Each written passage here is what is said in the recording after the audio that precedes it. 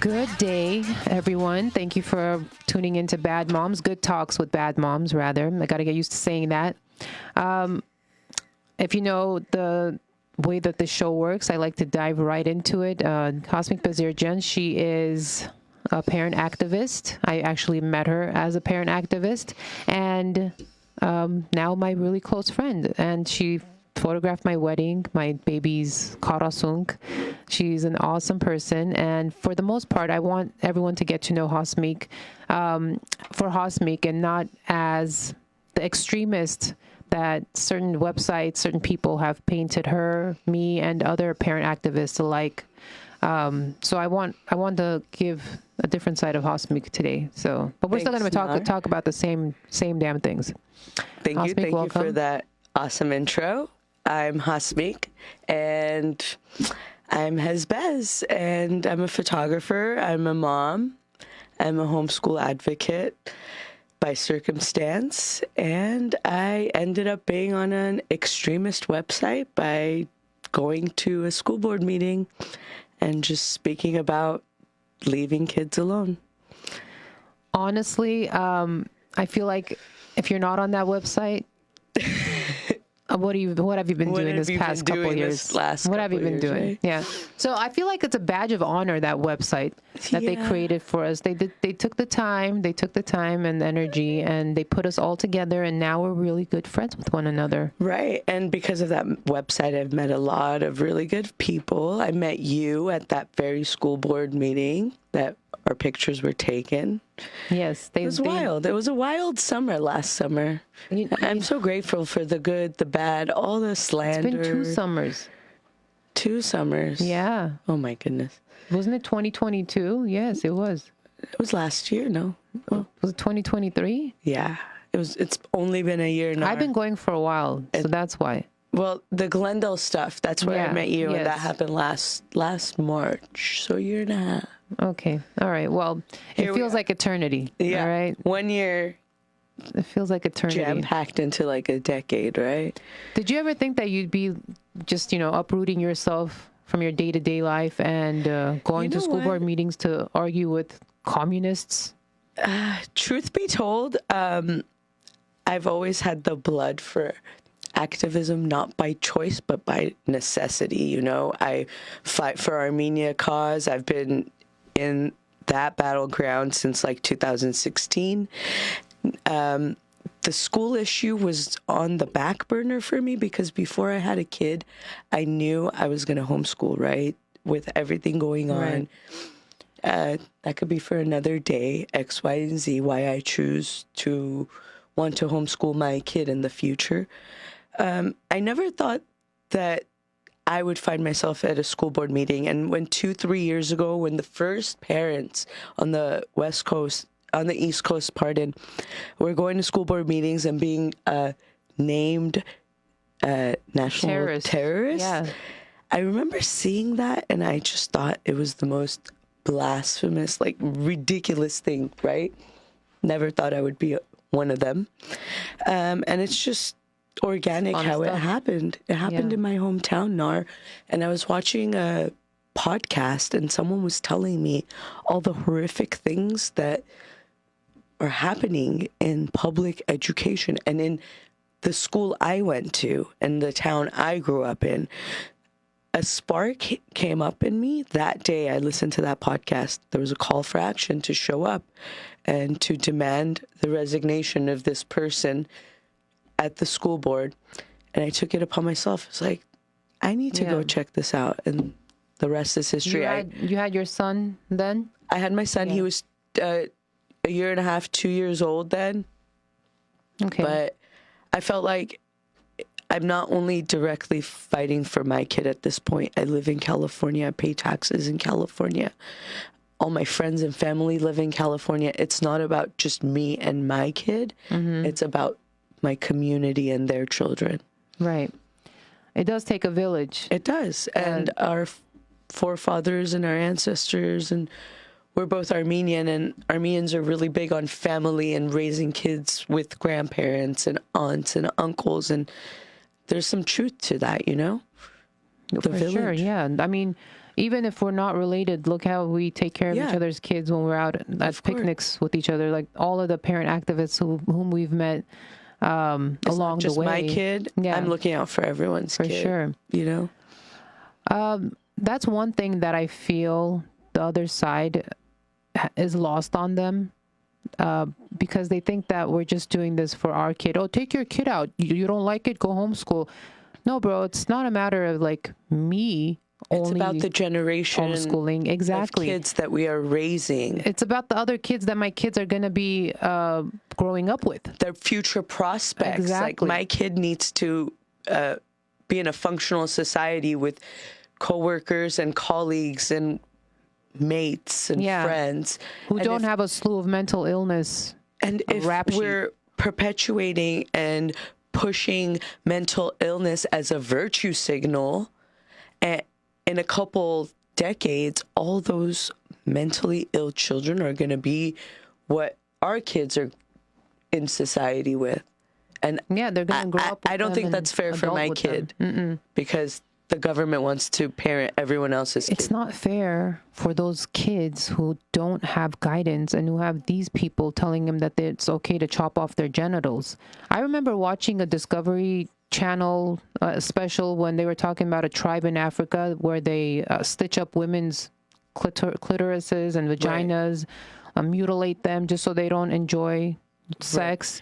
And we were appalled as Americans, like, how dare they do this? And now they're going and like taking a whole penis and inverting it and like stitching it and like chopping arms off and making penises. And the sad part is there isn't even enough research or scientific evidence to tell these people, or if there is, the doctors are hiding it, right? Because I've seen so many. There is research. The research is that it's a failure. So why are they hiding it from people? Because if people found out how much of a failure it is, they wouldn't spend our money, our tax money, BTW. Right. So what's the most profitable way for them to push this agenda, which is like obviously to cull the generations to come, because why else would you want to mutilate a perfectly healthy child? Because you're a demon. Because you don't want them to procreate. Yeah. And you don't want them to have babies, and you don't want population growth. That's what it comes down to, in my humble opinion. Satan, get thee behind. Honestly. It's a satanic ritual of sorts. Honestly, it is. You're sacrificing yourself, your future generations, your future seeds. You're going exactly against what God intended for us to do. When I say you're going against it, you exactly know who you are, who are going against this, you know? Yeah. So I do not support transgender surgeries. I don't think it's transgender surgeries were not talked about. Nobody heard about it. Nobody cared about it up until post-COVID, right? Post-COVID, everyone is now talking about it, shoving it in curriculums, in schools, in textbooks, on the TV, on children's programs. Why? Why are they shoving it down people's throats now, post-pandemic, when people should have their blinders off and like everything should be going back to normal, their new normal? Why are they shoving it down people's throats? Because we are uninformed and unaware, according to them. And so when we were stuck at home, they're like, oh, they're not going to notice when all of this is, being brought to the surface. They're not going to notice, but that's all we did. That's all we did is the notice. reason they ramped everything up is because they weren't able to get a bunch of people with the COVID jabs. So this was like phase 2. Yeah. Just like, okay, we weren't able to vaccinate X billion number of people, and we thought we were going to... Let's kill them off this way? Is that what it is? Let's kill them off this way, man. Yeah. That's what I think. I mean, you're not wrong. I mean, some people might call me an extremist for that and a conspiracy theorist, but at this point, if you're not a conspiracy theorist, what have you been doing with your life? I mean, which one of them are still theories? Conspiracy truthists. Factists. Truthers. Factists. That conspiracy things. Hasmik, so conspiracy things.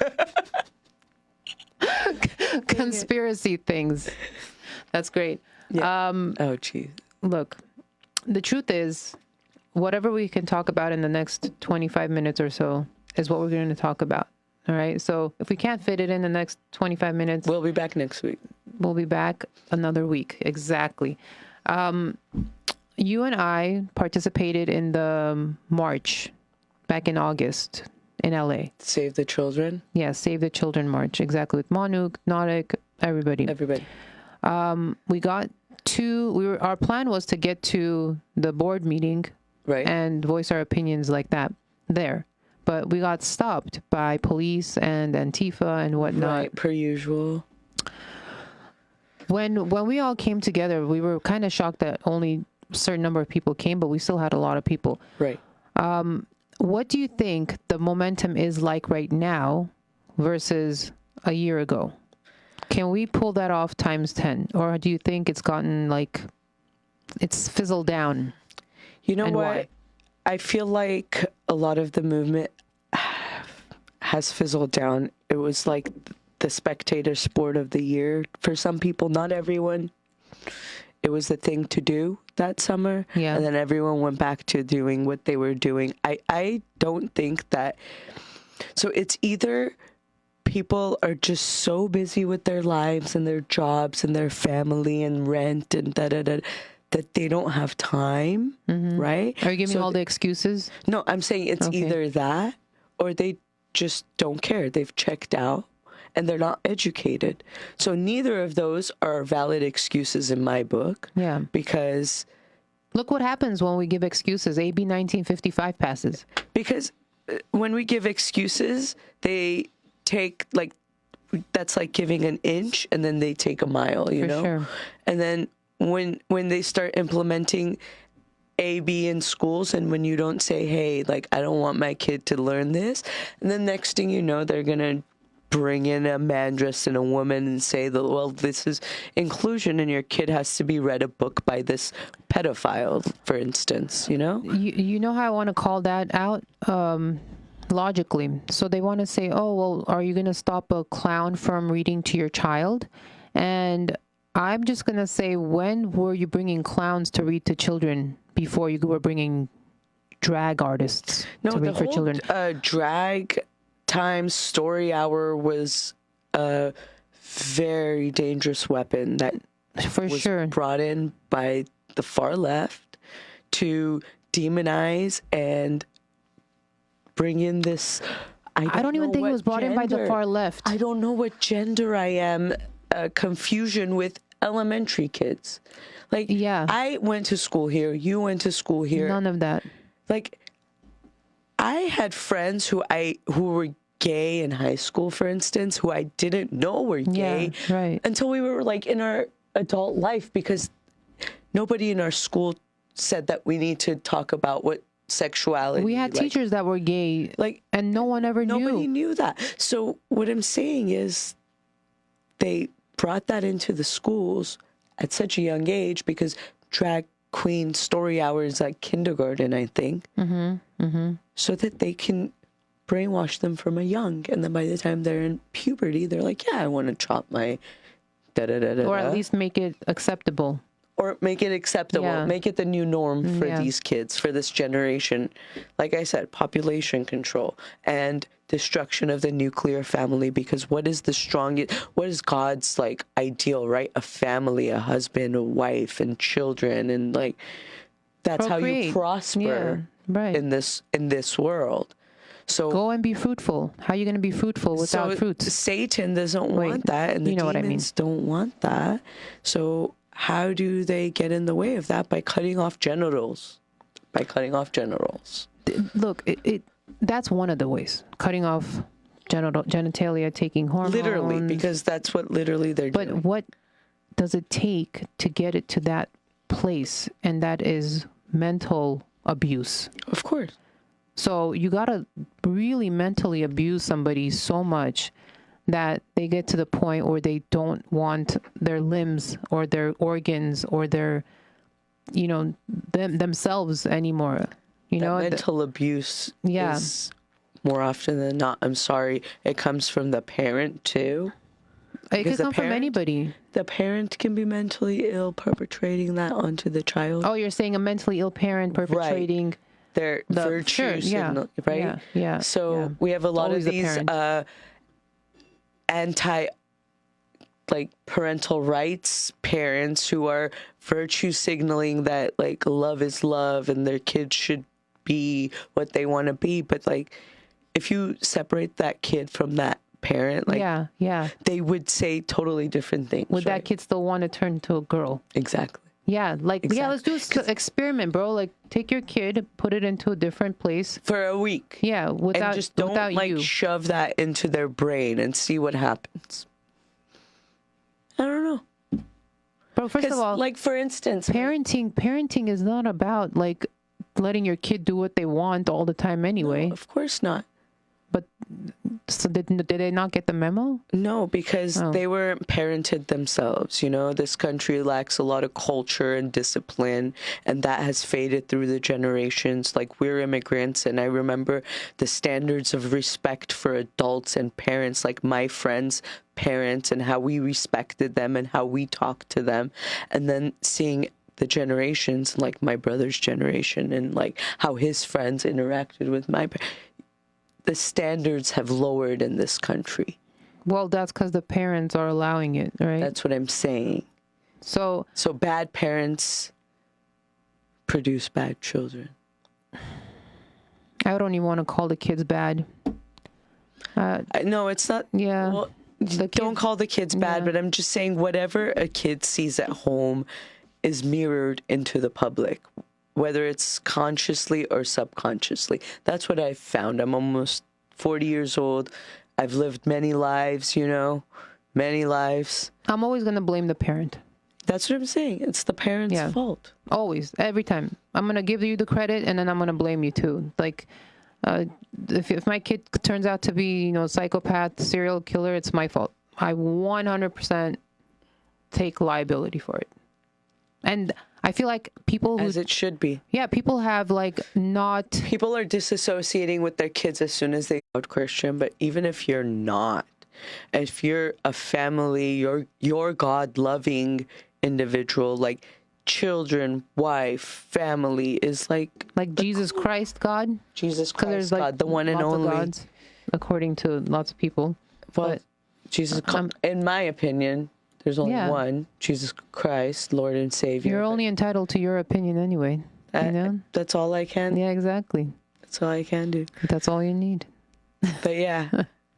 I feel like people have not been as active. Yeah, because of their disconnection, I guess, from God. Yeah, I agree. And it's somewhat done intentionally in this country. Like, everything is so secular. Yeah. Everything was so secular growing up. I see a lot of things tides turning now. I see more of my friends turning back to Christianity, where they were all like mystics and spiritual. I myself used to be spiritual and like hippy dippy. I was an atheist, but everybody already knows that. But yeah, I say it every chance I myself was, I don't know, spiritual, if you will. Yeah. But what I'm saying is, like, a lot of people are now coming back to Jesus Christ in my circle and in my peripheral now more than ever that I remember. So that's a great thing. Shout out to all my friends. You know who you are. Yes. I love that too, because I think to myself, when I was not part of Jesus was not part of my life. Yeah. You hadn't accepted him back into your life. Yeah.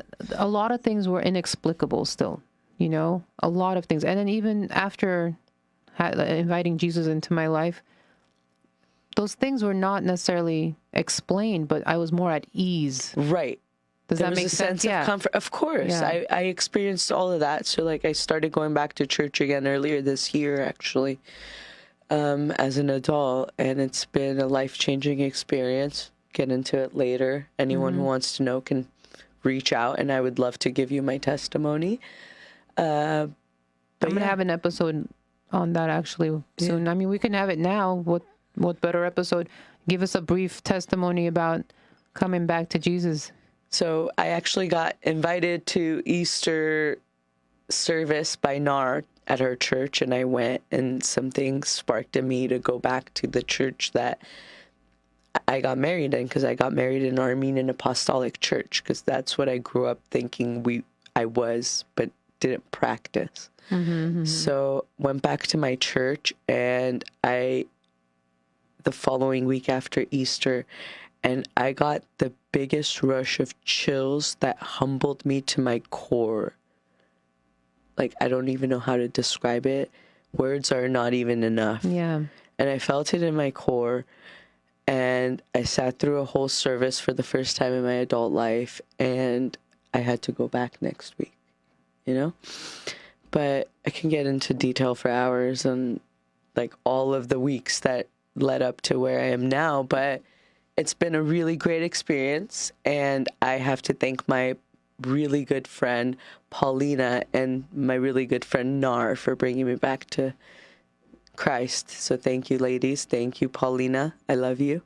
We love you, and I actually feel like it's our duty, once we've been lit with his fire, to pass that fire down, because it was given to me as well. Exactly. I didn't just come to it, it was given to me as well by multiple people. I can name, let me name them: David, Michael, David, Arpina, and just off the top of my head, those 4 people. I know there's one more, but forgive me. Oh, and one guy who called me Antichrist one time. He was even involved in me coming to it. Yeah. Interesting.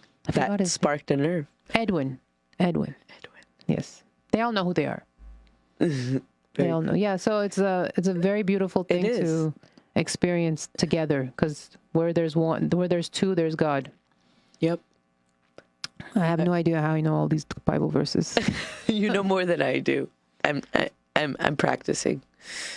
I feel like just opening your heart up, you get that information poured into it. I think so. Without even like expecting it to come to you. Just right. Listening. It just shows up. Yeah. It just shows up, and you listen, you practice. Yeah. Sometimes I get a text message every morning with the Bible verse and its explanation and a prayer. Nice. So that's my way of like picking up on the Bible verses, but I probably should read the Bible. Yeah. You will in time. Let's do it together. Right. Yeah, I got myself a New King James version of a collection of Bibles. Very good. Very good. I have like 3. My friend gave me a really cool prayer book too. There's some beautiful prayers in it. Mm-hmm. It's an Orthodox prayer book. I like that. Yeah. I have a bunch of those books. Like now everything that I'm like consuming is very heavily related to Jesus, and God, right. And it's great. Like it's rejuvenating. Right. And I've been missing out. Like sometimes I feel like I've been missing out. And then I'm grateful that I'm here. You know? Yeah. No, we're here for a reason, for a purpose, and that's to spread the word. Yep. Great. I'm so happy. I'm so happy that you're here. Yeah, I'm happy I'm here too. Do you think Trump's gonna name Jesus? Dead name Jesus? I don't know, man. Jesus. Trump is so difficult. He never does. No, he doesn't. He's like very like, what is it? Do you think he's gonna go hard on abortion now? No, I don't think he's going to go hard on anything. I think he's going to do what he is supposed to do. What? Fight for Israel? Fight for Israel. Fight. Unless he has a second coming to Jesus after what happened a few days ago, which I really hope is the case, because you can't, in my humble opinion, again, I'm not a theologist or anything, but you can't be for Israel and for Christianity at the same time. You just can't. Logically, it just doesn't make sense to me, but maybe I don't know enough. And if anyone wants to change my mind, I'm open to it. One of our friends, Jess, she's spoken about this, because I've also expressed this. Hey, I don't know how to support Israel and be a Christian at the same time. It's like not fitting in my head accordingly. No, I can't. Like their text is against Christians and Christianity. Their word. It's against their actions. God. Yeah. actions. Directly and indirectly. What are they doing right now in the Armenian quarter in Jerusalem? Terrorizing the Armenians. And have been for the better part of over a year. That we know about. That I've been following. Yeah. I've been following for over a year. And at the corridor, I think it's the Red Cows corridor. Yeah. I'm sorry if I said that wrong. Like if a bunch of Armenians went down to like Beverly Hills and like, I don't know, spray painted a bagel shop's window, would that be considered hateful or discriminatory, or, you know, that we're attacking? Well, spray paint is like not like fire, okay, you know? throw a brick. Yeah. Fire. Whatever. Yeah. Even spray paint, would they?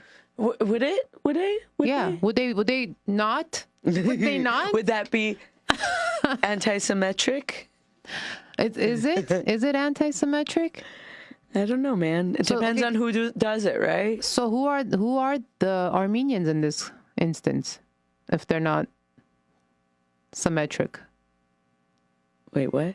Like, so you were asking what they did in Jerusalem, and they've been terrorizing the church and blowing it up, and like just the restaurants over there too. And just a couple of days ago, it was an Armenian restaurant that they.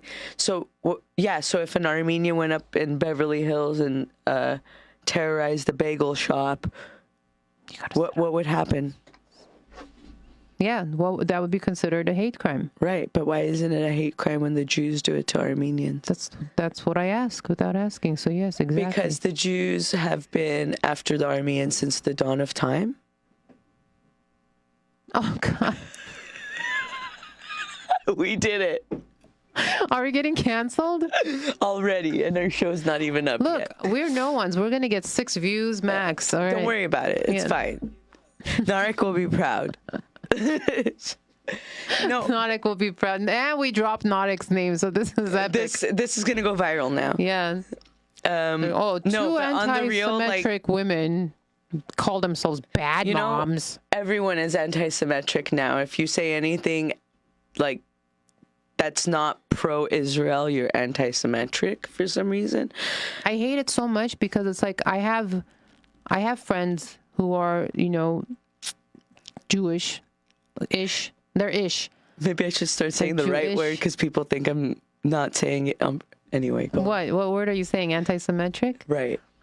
No, we're good. We're good. We got the thumbs up from Christian. He's saying we're gonna pass on this. Okay. And I hate that. Yeah, like, why can't I just hate your government? And they say, oh, you can hate it. Oh, okay. But then you call me anti-Semitic after I'm done hating it. No, it's easy because the Jews have been after the Christian, specifically Christian Armenians, since the dawn of time. Like I said, I'm not going to date drop because I might get the date wrong and I don't want to then they'll do fake. Yeah, and then I don't want to be spreading fake news, so I'm not going to drop dates, but I'm going to say since the dawn of time, in case I'm off by a couple centuries, the Jews have been since dinosaurs systematically after Armenians because actually we are the real chosen ones, and I might get a lot of hate. See how ethnocentric we are? We love it. I might get a lot of hate for this. You're not the chosen one. We are. We are. Of course we are. Armenians are the chosen one. How many times is Ararat mentioned in the Bible? Yeah, dude. And anyway, that could be another topic of discussion, but we're just dropping dropping the album cover right now. Today. It's just my opinion on why they hate us. They hate us because they hate us. They hate us because they hate us. The youngsters say that, right? They hate us. We were those youngsters. Yeah, now we're the oldsters. And they still hate us because they hate us. Did you see a drop in your activity as far as business goes after becoming an activist? Like, about this. Okay, so I'm a freelance photographer. I also work in production. I do set decorating, behind the scenes photography. Stopped getting a lot of calls last year after this movement, and I found out that a lot of people I worked with maybe don't share similar views, which is fine. But what I found most interesting, that my personal business of photography was getting shadow banned, for one. That's everyone. But two, I was getting threatening emails and hate mail through my website contact form and false bookings and like no cancellation, just like messing with my business and my livelihood. And I'm just trying to pick that back up this year. So after Glenda lost the school board seats this last March, I kind of took a step back because everything that we were fighting for came to a halt.